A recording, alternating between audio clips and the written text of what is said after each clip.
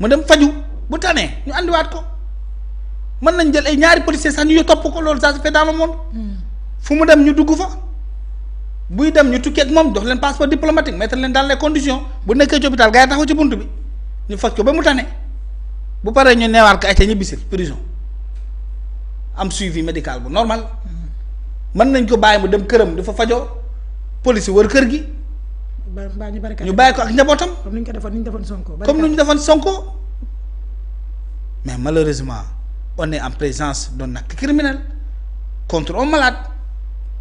kon Farba amul lenn lu muy def lu dul fipp comme bañal nañ la traitement de fond nga bañ audition de fond bu ñu demee ba xamatuñu lu ñu lay def dañ lañ la bàyyi nga ñibbi parce que lii yeefu soxor la léegi du justice kese waa ji waxam la ñuy peut-être la ñuy utiliser chaîne la nag chaîne du Ousmane Sonko moo ci feeñ la am na ñu nekk autour de ce dossier bu ñu sañoon Farba day gën a torox. dans les commentaires des Pastefien moom loolu la mais gis nañu Ousmane Sonko. gis naa ku commenté ne Farba bu dee ñu doon jabaram. na dee maa nga gis ci Facebook bi. waaw am na. su deewee ñu doon ay jabaram. mais Ousmane Sonko nee na jàpp yu gaaw yi ñuy jàpp nañ ko arrêté parce que yàkkamti jàpp nit te amuloo preuve tamit war nañ. Jomaay lay xeex Jomaay. lay xeex gëmu ci dara ay nitam lay waxal loolu du woon discours Sonko. ah bon déedéet yow loolu woon discours Sonko mooy justice dafa yéex dafa yéex ci dossier yi ba ministre de la justice Ousmane Diagne à l'époque taxaw assemblée nationale ne leen le temps de la justice n'est pas le temps des hommes man ma toog ma ne leen la justice elle n'est même pas le temps des hommes mais elle n'est pas le temps des acteurs politiques. d'accord voilà. waaw justice. du taawu nit. waaye du taawu acteur politique. pourtant Sonko waxaat mais la justice aussi du taawu Sonko. wax na ko sax grand théâtre barki démb. waaw mais loolu du woon discours am. loolu laa bëgg nga xam. donc il a changé de discours. mais lan moo tax mu changé discours foofu nga war a poser question. boobu nga war a poser Kandé lu tax mu changé discours. voilà ay nitam lay waxal waa Pastef lay waxal Sonko lu mu gëmoon mooy ñëw falu jël justice bi ku mu neexul mu dóoree la ko et il se rend compte que loolu mënul nekk ñu am seeni martyr ñoom laay woowee ay markatu tiir ñu ne 86 personnes lañ toll ñu ne Macky Sall moo leen reylu ñii naan Macky Sall moo leen rey xam nga y a une différence. reylu ak rey. ci Pastef di nga gis ku naan Macky moo rey ci Pastef di nga gis ñu naan Macky Sall moo reylu ñuy tuumal ay Antoine Diome. tuumal ay forces occultes. tuumal ay mu tudd garde corps yooyu. ñu ngi leen di woowee général Moussa Fall. ñoom ay généraux. ñu ne ñoom bu ñu faloo justice day am. la justice des martyrs. Diomaye dem ba rendre compte ne réew mi mënul woy ci lii mu def discours mu ne j'ai hérité d'un pays foncièrement divisé même dans nos maisons. D'accord. Ma responsabilité c'est de réconcilier ce peuple c'est la mission que je me donne.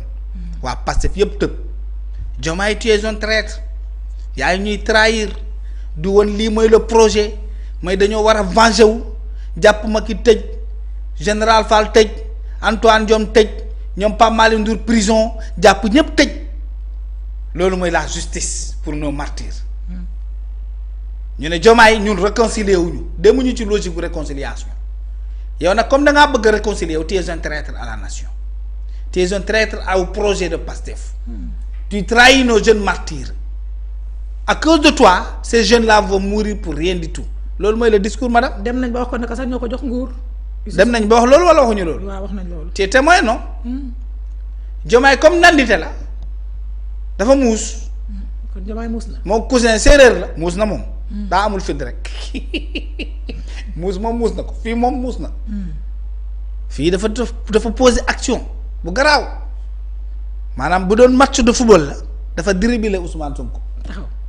taxaw ne ko wax sëñ bi ñëwal yow say ndaw ñoo may dóor chaque jour ci miir bi di ma saaga lan ngeen bëgg Sonko ni ko danga may bàyyi ma gouverner Diomaye na ko déedéet du ma la bàyyi nga gouverner moom man maa gouverner waxaataan leneen Sonko ne ko danga may jox ministère de la justice Diomaye ne ko loolu rek nga bëgg kan nga bëgg ma teg ko fa tànnal ki la neex Sonko jug toog kontaan jubilé woo gars yi ne leen Diomaye jox na ma ministère de la justice.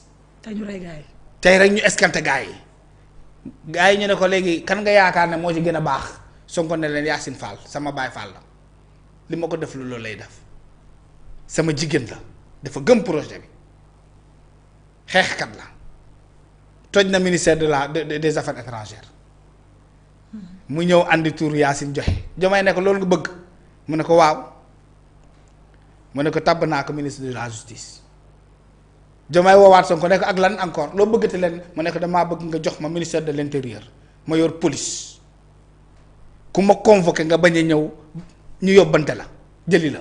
def la colis. très bien ah Diomaye ne ko loolu rek la jox naa la ko teg ci ki la ne Sonko woote waat gaaya ne amati nañ ndam Diomaye jox na ma ministère de l'intérieur mu ne gars yi kan ngeen ciy wóolu ñu ne ko Bamba Fall maître Bamba Cissé.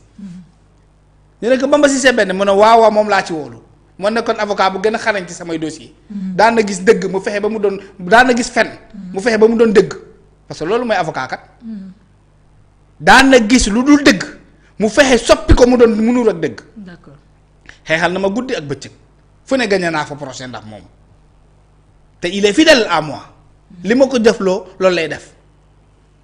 te projet bi la mu ñëwaat ci projet bi ci Diomaye ne ko jox naa la turu Bamba Cissé maître Bamba Cissé Diomaye ne ko jëlal après Diomaye bu Sonko génnee ci néeg bi Diomaye daa jël kaas ndox bu sedd guy mun naan ma naan alhamdulilah booy bi comprendre fi ma ko dugal. damay jël ndaw APR yi Pastef yi dóor leen ci kaw Ousmane Sonko nag pour moom am na ndam waaye mbir yi di dox ñuy dawal ñuy dem premier mois deuxième mois troisième mois quatrième mois benn nit duggul prison sous l'ère de Yacine Fall par contre c'est sous Yacine Fall que Mansour Faye est sorti de prison que Lat Diop est sorti de prison ñi nga xam ne jàppoon nañ ne ay milliards et milliards la ñu détourné booy commencé di baax ci suuf gars yi woo Sonko ne ko boo jugul ci lii booy ils vont se retourner contre toi wutal nag looy def parce que li nga yaakaaree woon justice ba sous Ousmane Diagne ndexete demeewul noonu ndax la justice n'est pas ta justice elle est la justice des hommes elle est unipersonnelle elle est générale li la Ousmane Diagne waxoon tribunal non assemblée nationale Ousmane Sonko ndexete loolu mooy dëgg Ousmane woo Yacine naan ko sëñ fii système bi daa taxaw de ñii dañoo bari ay dossier de du ni nga ko bëggee noonu lay demee de man mii sax mënuma ci dara Sonko ne xaaral ma jug ci comme politique moo ma ci dugaloon dama ciy génn politiquement mu woo booy yépp dajale leen le 8 bii passé teera meeting ba mu jël Diomaye dóor ko ci justice jël justice dóor ko ci booy yi jaxase lépp carte yi pour moom mu génn parce que moom il n'est responsable de rien du tout wax affaire Mimi Touré wax Abdourahmane Diouf gars yi tacc ko mais moom mu ngi ci système bi mais taxul mu changé ndax lu mu doon dénoncé démb mu ngi koy dénoncé ba tey pour mu génn en héros quelqu'un qui dit la vérité yemul foofu mu demaat fii ci Grand Théâtre mu jël justice bi dóor ko ci boy yi changer discours changer waxin mu ni leen booy foog ngeen def ndànk kat waaye xam nga sañu leen wax ne li ma yaakaaroon noonu la justice yi doxee. du doxee noonu. ndexete du doxee noonu sañul waxee noonu. mu ne leen justice dafa am taam justice waroo leen jël nit rek tëj xam nga muy changer discours. waaw da ngeen war a def enquête ba am preuve ne def na wala deful loolu du woon discours Sonko. ñoo jàpp ni tëj ko perpète fekk deful dara. ñëw fekk deful dara. booy yi lay préparer psychologiquement comme ça suba booy yi seen biir xuloo day am seen biir ñii bu ñu waxee Sonko changer de discours dina am groupe bu wax ne déedéet Sonko xanaa déggoo leen ko lu mu wax justice foog ñu bàyyi ko mu liggéey même bu fa sa nit nekkee. nee na même 20 ans sax justice mën na ko def. mais du woon loolu du noonu la ko yaakaaree woon Diomaye moo gagné ci bataille bii kon tey bu dee ndaw Pastef dañoo dëggu bu dee dañuy dëgg rek moo leen ñor dañ fu ñu politique ngir naa fekk ngir bëgg nit ci lu dul dëgg dañuy politique ndax dëgg rek a tax war nañ xam ne tey bu amul justice Ousmane Sonko ak Yacine Fall ak Bamba Cissé ñoo ko yëngatuwul. mais Diomaye pare na ci ñoom maître Bamba Cissé. Diomaye moom pare nag yorul leen dara ndax jox na le ministre de la justice muy Yacine Fall Yacine Faye Yacine Fall mooy numéro 2 wu Pastef. mooy góor kóoru Ousmane Sonko. maître Bamba Cissé avocat personnel u Ousmane Sonko ñoom la jël jox leen justice ak intérieur ñu téye. ba tey benn jinax jàppuñu ko ndax gerte jàmbur bu mu bënn xaw ma ndax dégg nga fi ma. dégg naa la benn jinax. jàppuñu ko ndax gerte jàmbur bu ñu bënn. te Sonko moo yor lépp. kon le problème ici c'est Ousmane Sonko et son ministre de la justice et sa justice mais ce n'est plus Diomaye. d'accord bu problème mu Diomaye dogee nag bu ñu tollee ci condition yoo xam ne Diomaye mooy problème man dinaa taxaw ne ici c'est Diomaye le problème du Sénégal. mais sur cette question judiciaire c'est Sonko le problème et encore une fois. comment c'est Sonko le problème waaye Sonko moo am majorité à l'Assemblée nationale. bu ñu bëggee justice ci mbirum martyr yii. waaw li gën a neex mooy ñu dem abroger la loi d'amnistie Guy Marius Sagna ak bu waxam nu mu baree. waaw ak nu mu baree bruit tël-tëli dóor daanu. moo ko Cheikh Thioro. mënul duggalul ba léegi loi pour ñu abroger amnistie te am na doole boobu am na pouvoir boobu. Cheikh Thioro Mbacké du mu bëggee Ousmane Sonko nee na doomu Serigne Touba la. c'est ci njabootam bon kon la bokk. kon dëgg normalement moom rek la war a bëgg moom rek la war a topp xam na ne député la xam na ne am na sañ-sañ proposition de loi 86 personnes dee ci lu dul dëgg ñu faat leen ci lu dul dëgg Macky Sall toroxal leen ci lu dul dëgg ñii ñu torturer leen Cheikh Thioro am possibilité duggal loi d'amnistie mu dummóoyu pouvoir boobu mu am. ak sa copain Cheikh Bara. Bara moom du dara parce que man xaw ma ko ci famille bu mu bokk bu baax.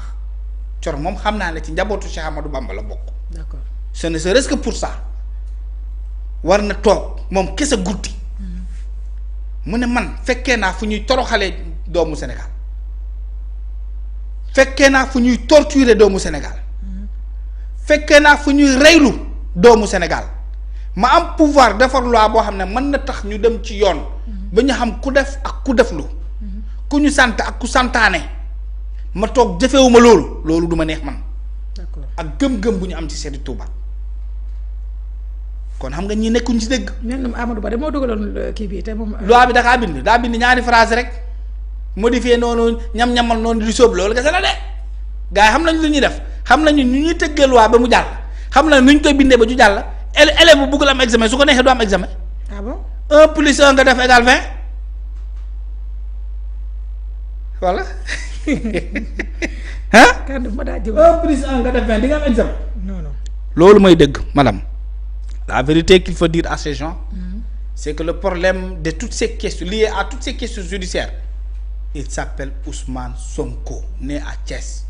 Originaire de Ziguinchor ancien maire de Ziguinchor ancien député aujourd'hui premier ministre de la République du Sénégal patron d'une coalition qui compte 130 députés mu war a actionner son pouvoir d'influence.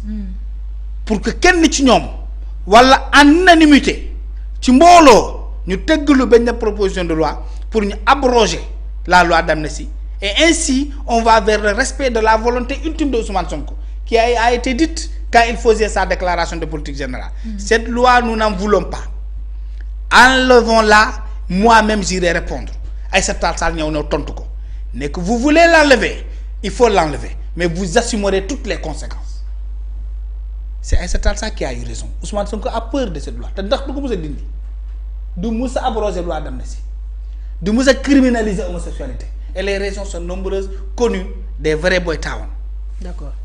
loolu lay dëgg boy town yi xam nañu lu tax du ko mës a def. xam nañ lu tax. du tax du criminaliser homosexualité boy town yi xam nañ ko lu tax du abroger loi d'amnistie booy yeewu yi xam nañu lu tax lambaay dina ñaawee foo ko yaakaaree